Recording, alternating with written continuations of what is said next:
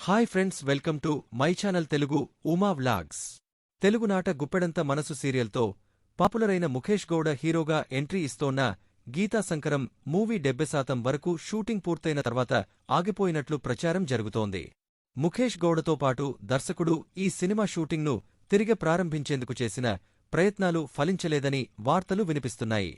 ఛానల్ని మొదటిసారిగా చూసినట్లయితే సబ్స్క్రైబ్ చేసుకుని బెల్ ఐకాన్ క్లిక్ చేయండి. గీతా సంకరం మూవీ షూటింగ్ గత ఏడాది ప్రారంభమైంది. ప్రియాంక శర్మ హీరోయిన్గా నటించింది. విలేజ్ లవ్ స్టోరీగా తెరకెక్కుతోన్న ఈ సినిమాకు రుద్ర దర్శకత్వం వహించాడు. ఇక గీతా సంకరం షూటింగ్ మొదలయ్యే అవకాశం లేకపోవడంతో ముఖేష్ గౌడ తెలుగు మూవీపై ఫోకస్ పెట్టినట్లు సమాచారం. రిషి ఇటీవలే ప్రియమైన నాన్నకు సినిమాను అనౌన్స్ చేశాడు.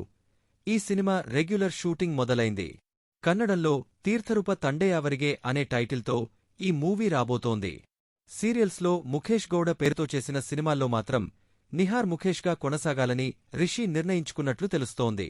తెలుగు, కన్నడ బైలింగ్వల్ మూవీ పోస్టర్స్పై ముఖేష్ గౌడ పేరు నిహార్ ముఖేష్గా కనిపిస్తోంది. వచ్చే ఏడాది వేసవిలో ఈ సినిమాను ప్రేక్షకుల ముందుకు తీసుకురాబోతున్నట్లు ప్రకటించారు. ప్రియమైన నాన్నకు మూవీకి రామేనహల్లి జగన్నాథ దర్శకత్వం వహిస్తున్నాడు.